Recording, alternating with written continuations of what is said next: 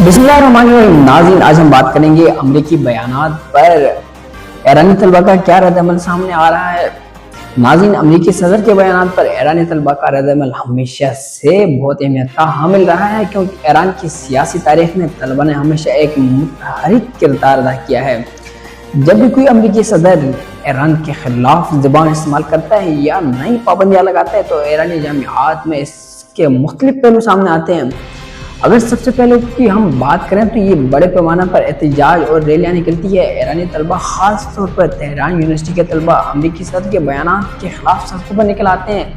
इन एहतजाजी मुजाहरों में आम तौर पर ये रद्द-ए-अमल देखा जाता है। सबसे पहले रद्द-ए-अमल उनका ये होता है कि वो अमरीकी मुखालिफ नारे लगाते हैं, जिसमें अमरीका मुर्दाबाद के नारे लगाए जाते हैं। दूसरी तरफ अलामती इक़दाम भी किए जाते हैं, जिसमें एहतजाज के दौरान अमरीकी परचम या अमरीकी सदर के पुतले नज़र आतिश किए जाते हैं, ताकि उनकी सख्त नाराज़गी का इजहार किया जा सके।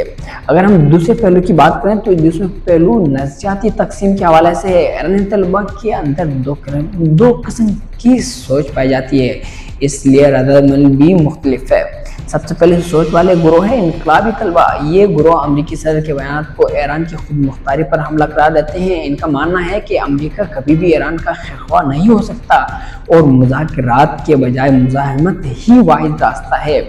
दूसरे तलबा वो तलबा है इस्लाह पसंद तलबा है। तलबा का ये ऐसा तबका है जो माशी हालात और पाबंदियों से तंग हैं। वो अमरीकी बयानात पर तशवीश का इजहार भी करते हैं, लेकिन साथ ही अपनी हुकूमत से मुतालबा भी करते हैं कि सिफारतकारी के जरिए मसाइल हल किए जाएँ, ताकि नौजवानों के लिए रोज़गार और तालीम के मौके फराहम किए जाएँ।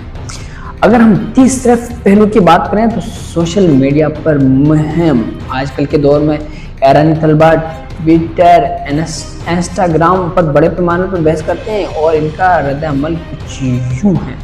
वो अमरीकी सदर को दोगली पॉलिसी का ताना देते हैं। एक तरफ अमरीका ईरानी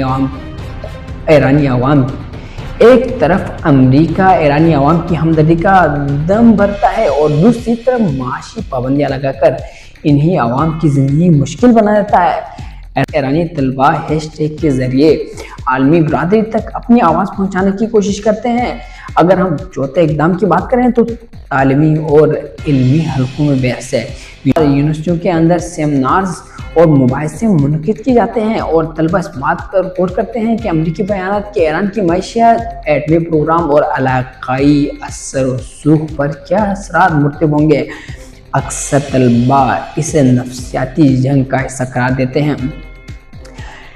इसमें अहम नुकात जो रद्द-ए-अमल की बुनियाद पर थे। पाबंदियों का असर। तलबा का सबसे बड़ा गुस्सा इन पाबंदियों पर होता है, जिनकी वजह से बैनुल-अक़वामी तालीमी तबादले और रिसर्च के लिए फ़ंड मिलना मुश्किल हो जाते हैं।